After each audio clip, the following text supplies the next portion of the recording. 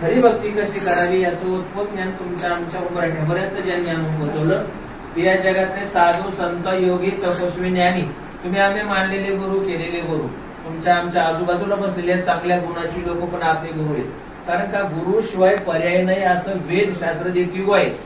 ग्रंथात ज्ञानोबरायांनी सांगितलंय. कारण गुरु तेथे ज्ञान ज्ञानी आत्मदर्शन स्वरूपे समाधान हाती जैसे देवाचं स्वरूप पाहिलं आणि दर्शन झालं का समाधान वाटते. गुरुच्या ठिकाणी गेलं आणि पायाजवळ बसलं का ज्ञानाची प्राप्ती झाल्यासारखं होते. आणि खरंच ते गुरु म्हणजे कामधेनू कल्पतरू चिंतामणी असणारे एक मोठ्याच्या मोठं रोप आहे. झाड आहे कामधेनू कल्पतरूचं चिंतामणी झाड आहे. चिंता हरल्या जातात गुरुच्या पायाजवळ गेल्याजवळ. त्याच्यामुळे आपण येत असताना स्वामीकडे येत असताना माझे गुरु आहेत किंवा नेहमी म्हणत असतो तमेव माताच पिता तमेव तमेव बंधू सखा तमेव तमेव विद्या द्रविणम तमेव तमेव सर्व मम देव देव. तुम्ही माझे माता पिता गुरु बंधू सगळे काही तुम्हीच आहात. कारण का आम्ही तुम्हाला आमच्या गुरुस्थानी मांडलेले आहे. त्यामुळे गुरु तुम्ही जे सांगताल त्या पद्धतीने आम्ही काय करत असतो या ठिकाणी ज्ञान ग्रहण करण्याचा प्रयत्न करत असतो. तुमच्या स्वामींच्या समोर येत असताना सत्संगामध्ये आपण बसलेलो असतो. कारण सत्संग हा मागून घेतलेला आहे संतांनी. संत संगती दे माझ्या दैवा जेने सार्थक जन्माचे उतराय झालो नाही आता मागील पुढील जन्माचे. मागील जन्माची भीती संपली कुठल्याही जन्माची भीती संपली. त्याचं कारण या जन्मात आम्ही मन लावून परमार्थ केला. मन लावून स्वामींची सेवा केली. स्वामी हे महादैवत आहे मोठं. आवल्या साधू आहेत ते. त्या साधूच्या पुढं पर्याय नाही. किती मोठे साधू आहेत. तर कलियुगामध्ये सगळ्यात श्रेष्ठ साधू म्हणजे श्री स्वामी समर्थ आहेत. एका ठिकाणी साधू सांगतात साधू थोर जाना साधू थोर जाना साधू थोर जाना कलियुग. कलियुगामध्ये जर थोर कोणाचे वर्णन केले तर साधूंचे वर्णन केले. म्हणून आपण नेहमी प्रबोधनातून सांगत असतो ज्या गावामध्ये साधूंची मंदिरं असतील ज्या गावामध्ये साधूंच्या समाध्या असतील ज्या गावामध्ये साधू आलेले असतील त्यांचं पहिले स्वागत करायला तुम्ही आम्ही शिकायला पाहिजे. स्वागत म्हणजे भारतीय परंपरेचं स्वागत. साधूंचं स्वागत म्हणजे भारतीय संस्कृतीचं स्वागत. म्हणून काय करायचं साधूंना कधी विसरायचं नाही. देवाची प्राप्ती करून द्यायला सगळ्यात प्रथम साधन कोणतं असेल तर साधू शिवाय पर्याय नाही. थोर मानून त्यांच्या चरणावर नतमस्तक होऊन या ठिकाणी तुमचं आमचं मागणं ते पुरं करतील अशी म्हणत नेहमी आशा बाळगावी. एका ठिकाणी तो वारकरी संप्रदाय सांगतो मस्तक हे चरणावरी या वारकरी संतांच्या.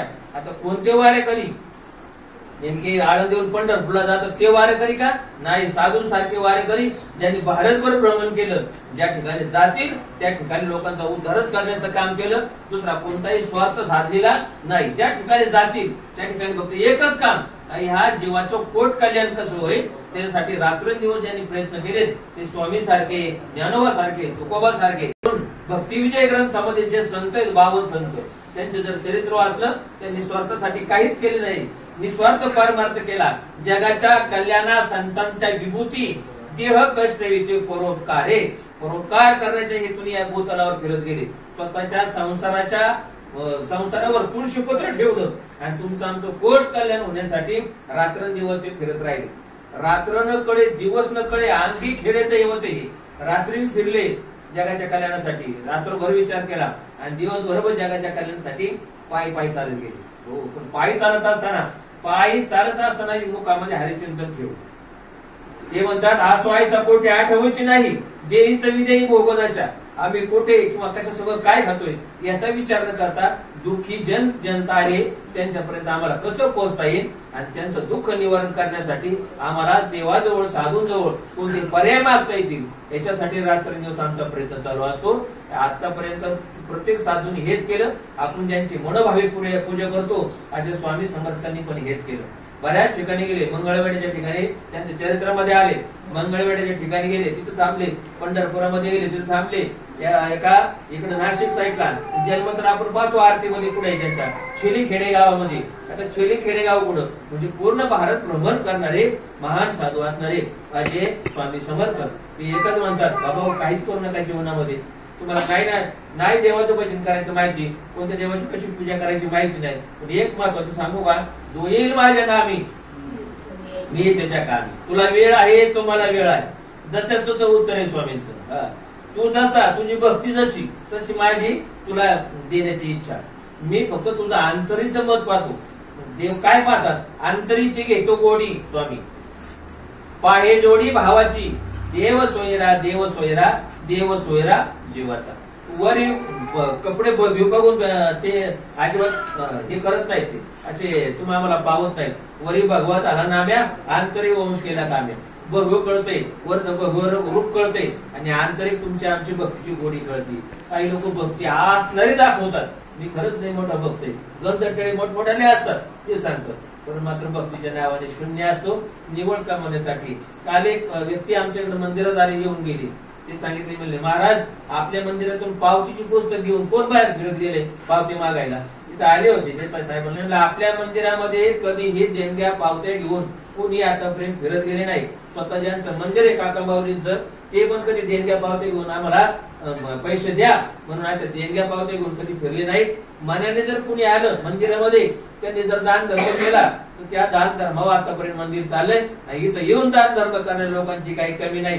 ते म्हणतात पोत्याने दान करतात, पोत्याने बुंदी दान करतात, तेलाचे डबेचे डबे दान करून जाणारे लोक आहेत. त्या महात्म्याला सांगितलं, बाबा आमच्याकडे पावती पुस्तक घेऊन काही कुणी आलं नाही.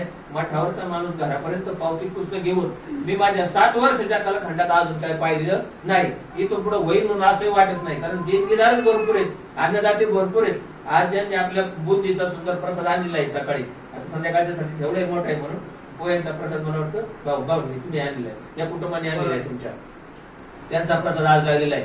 बुंदीचा प्रसाद काही मागितलं नाही, ते मनाने आले बी, फुलं बी घेऊन गेले आणि बुंदीचा प्रसाद पण घेऊन गेले. देणाऱ्याची संख्या, भाव आणि भक्ती असणारी संख्या भरपूर आहे. ज्या माणसाने प्रसाद दिला त्याच्या आतमध्ये बनेलेला 56 छिद्रे पडलेली असते, पण त्याने ते चित्र पाहिली नाही. त्याचा भाव, माझ्या आज घरामध्ये पितृ पंधरवडा आहे, त्याच्यामध्ये आमच्या गावाला आज पित्र करणार आहे. योगायोगाने मला त्या पित्राला नाही जाता येत, पण त्या पित्रांची आठवण म्हणून, माता पित्यांची आठवण म्हणून, घराच्या थोर लोकांची आठवण म्हणून त्यांनी जवळजवळ 2 ते 2.5 किलो या ठिकाणी बुंदीचा प्रसाद या ठिकाणी दान केलेला आहे. त्या लेकराला कोणी सांगितलं का? वय त्याचं 35 ते 40 वयामध्ये असं, त्याला कोणी सांगितलं का? तर एवढे लांब जाणारे लोक आपल्या संस्कार आणि संस्कृती सांभाळतात. ही भारतीयांची परंपरा आहे, हे सांभाळून या ठिकाणी कार्य चालतं. आज आपल्या मंदिरातल्या पादुका इथून इंग्लंडला जाऊन पोहोचल्या. सांगा बरं त्या माऊलीला काय गरज होती? इथं त्याला माणसं कमी आहेत का? इथं पैसे कमी आहेत का? इथं चांदी सोनं कमी आहे का? पण माझ्या स्वामींच्या पादुका आटके पार पलीकडे जाव्यात, भारताच्या बाहेर त्याचे प्रतिसाद उमटावेत, भारताच्या बाहेर असणाऱ्या लोकांनी पण त्याचं दर्शन घ्यावं म्हणून गेले. त्या ठिकाणी काकांचे सेवक, मला वाटतं खिंडारे साहेब म्हणले, खिंडारे साहेब त्या ठिकाणी राहिले. ते त्यांची पण फार मोठी श्रद्धा आहे. स्वामींना अन्न प्रसाद प्रत्येक दिंडीमध्ये, प्रत्येक कार्यक्रमात, पण त्यांचे कामानिमित्त त्या ठिकाणी ट्रान्सपोर्ट बदली झालेली आहे. त्या ठिकाणी तिथं गेले, पण स्वामीचं चरित्र सदैव त्यांच्या मुखामध्ये असल्यामुळं, त्या ठिकाणी गेल्यामुळं त्यांची ओढ होती, स्वामी कधी मला भेटतील, माझं दर्शन कधी होईल. स्वामींना त्यांची ओढ लागली. स्वामी स्वतःच पादुकासह, काका माऊलीसह त्या ठिकाणी पोहोचलेले. त्या ठिकाणी काय झालेलं आहे, सुंदरसा आज आणि उद्याचा 2 दिवसाचा सोहळा चालू आहे.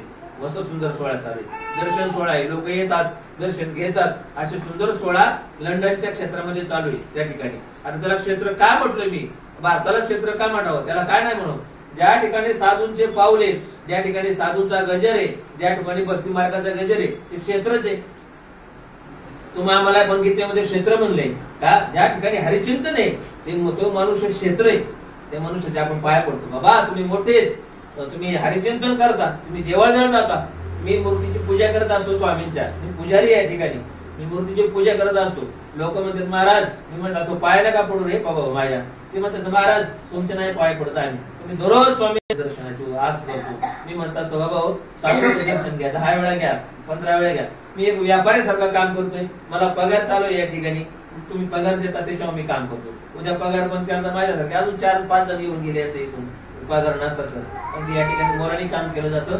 तुमचा सगळ्यांचा देवा पुढे किंवा स्वामी पुढे ज्यावेळेला नतमस्तक बसाल ते तुमचं कारण ऐकणार. मी काय ऐकून घेणार नाही, ते मस्त ऐकल्याशिवाय एक एक घडी, एक एक दुःखाचा तुमचा आमचा प्रसंग अगदी मनोभावी केलं पाहिजे. माळा तुम्ही 100 जपा, माळ जप त्या प्रेमाने झाली पाहिजे. ज्ञानदेव म्हणे जपमाळ अंतरी, धरोनी श्री हरी जपे सदा. अंतरामध्ये जिथं जीव आहे तिथं शिव आहे, तो शिव जपमाळ करून बसलेला. त्यांना पटलं ना तुमचा भावाया बळे आकळे, ये रविना कळे करतळ यावळे तैसा हरी. पारियाचा रवा घेता भूमीवरी, यज्ञ परोपरी साधन तैसे. पारा असतो, पारा आपण ज्यावेळेला तापमान असते ना त्याच्यामध्ये पारा असतो. तर पाऱ्याचा जर एक कण खाली पडला आणि तो जर आपण उचलायचा प्रयत्न केला तर त्याचे 1000 कण तयार होते. एकही कण उचलता येत नाही. काही सांगायशिवाय पर्याय नाही. भक्ती कशी करावी याचं उत्पन्न ज्ञान प्राप्त करण्यासाठी संत संगतीत येत चला, स्वामींच्या संगतीत येत चला, आरतीला येत चला. आरतीला आल्यानंतर देवाला आपली भक्ती समर्पित करा. अगदी थोडी करा. भोजना मागची तुप पावशेर पडला विसर स्वप्न माझे. नाही आरती झाली तरी चालेल, पण पावशेर म्हणजे थोडा, काही थोडा बहुत लाग पाठ. भक्ती भाव दरा बळकट तन मन धन लावून द्या नीट. जरी करणे असेल गोड शेवटगार. सुंदर काकड्यामधला अभंग आहे. काकडा सुंदर केला जातो. त्या आपल्या भारतीय संस्कृतीचा खजिना आहे. या ठिकाणी सुंदर आरती केल्या जातात, देवाला प्रसाद दाखवले जातात. असं सुंदर वातावरण चालू आहे. या मंदिराचे मूळ मालक काका, त्यांच्या आधी नाना होते. नानाने एवढी जागा सोडली, आईने एवढी जागा सोडली. तुम्हाला भक्तिभावाने या मंदिरातले सगळे कार्यक्रम करता येतात. आरती, पूजा, पाठ, बसायलासाठी व्यवस्थित जागा आहे. दान धर्म करणारे लोक येतात. आरती, सजावट या ठिकाणी सुंदर भक्तांनी केलेली असते. काकांचं एवढं लक्ष नसतं. त्यांचे दौरे बाहेर किंवा जगाच्या कल्याणासाठी दर अमावस्या पौर्णिमेला सुंदरसे गादीचं या ठिकाणी ते पाहणे करतात. सुंदरचं निरूपण करतात संकटातून, आणि लोक संकटातून बाहेर करतात. असे इंग्लंडला गेलेल्या काकांनाही या इथूनच नमस्कार करूया. गेलेल्या पादुकांना त्यांनाही नमस्कार करूया. तुम्ही आम्ही सत्संगामध्ये येतो. फक्त एक स्वामी सांगतात, भिवू नकोस, मी तुझ्या पाठीशी आहे म्हणजे आहेस. तू फक्त एक काम कर, जो येईल माझ्या नामी मी येईल त्याच्या कामी. नामाला जागायचे रात्रंदिवस तुमच्या आमच्या जिभेला एक काम लावायचे. जिभले तुला काय काम, घडी घडी म्हणणार श्रीराम. जिभले तुला काय धंदा, घडी घडी म्हणणार गोविंदा. या जिभेला काम लावायचं आणि आपला संसार सुखाचा करायचा. संसार सुखाचा करत असताना संसार सोडून परमार्थ करू नका. स्वामी म्हणतात तुम्ही संसार करता करता करा, पण हरिचिंतन मात्र मुखामध्ये आकरण ठेवा. असा सदैव साधू संतांचा निरोप तुमच्या आमच्या दरवाजेपर्यंत पोहोचलेला आहे. त्याला आपण जागृत राहूया. एवढं बोलतो, थांबतो. श्री स्वामी समर्थ महाराज की जय.